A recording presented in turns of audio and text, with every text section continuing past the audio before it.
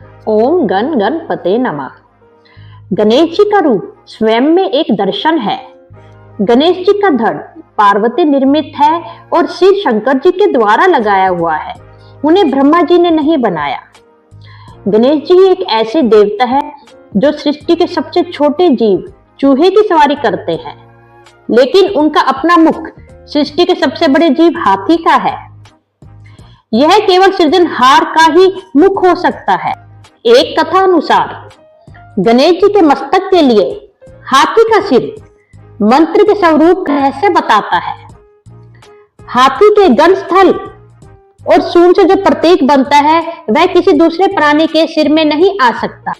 ये वे प्रतीक स्थान है जहां से प्रणव मंत्र ध्वनित होता है, अर्थात भगवान शंकर ने माता पार्वती के मंत्र को अमोघ बनाने के लिए उसमें प्रणव मंत्र और जोड़ दिया। गणेश जी का मुख हाथी का है, अतः उन्हें गजानन कहते हैं। यह उनकी बुद्धिमत्ता को दर्शाता है। उनके मस्तिष्क पर बाल चंद्रमा शोभायमान है, जो कि शीतलता और ज्ञान का प्रतीक है। गणेश जी को गज करना भी कहते हैं, अर्थात उनके हाथी के जैसे बड़े बड़े कान हैं और आंखें छोटी छोटी हैं, जिनका क्या अर्थ है? सब कुछ सुनना, सूक्ष्मता से देखना और बहुत कम बोलना, मितभाषी होना, ये सब गुण विवेकी के माने जाते हैं। गणेश जी की सूंड नाक लंबी है, जो कि गुणवत्ता और निपुणता का प्रतीक है, अतः बड़ी नाक भी बुद्धिमत्ता का परिचायक है। इस तरह श्री गणेश जी विवेक निधि हैं। श्री गणेश जी का चतुर्भुज रूप हमें बताता है कि गणेश जी जल तत्व के अधिपति हैं। जल के 4 गुण होते हैं, शब्द, स्पर्श, रूप, रस। सृष्टि भी 4 गुणों से युक्त है।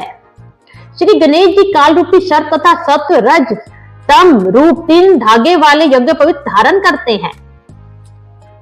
हाथी का सूंड नाक और हाथ का काम करता है, अतः श्री गणेश की 4 भुजाओं की बजाय 5 भुजाएं हैं, जो कि किसी भी देवता, मनुष्य व प्राणी की नहीं होती।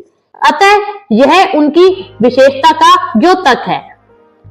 श्री गणेश जी विघ्नों का निवारण 3 प्रकार से करते हैं।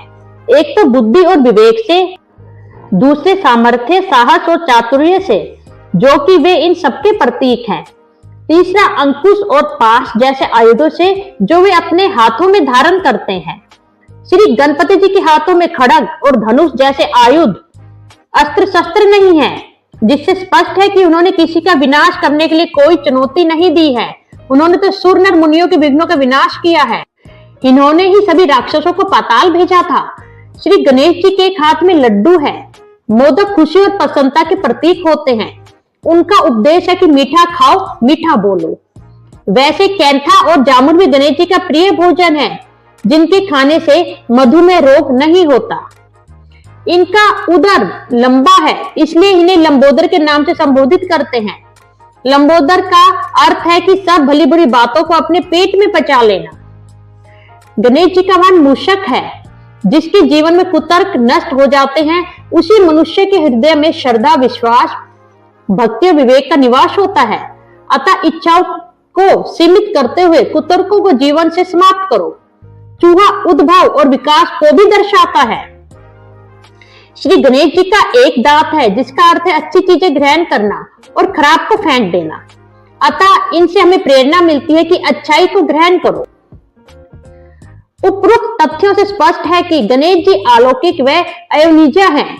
इनके शरीर की संरचना व महिमा अनुपम है तथा तर्क और बुद्धि से परे है। जय श्री गणपति बप्पा की। धन्यवाद।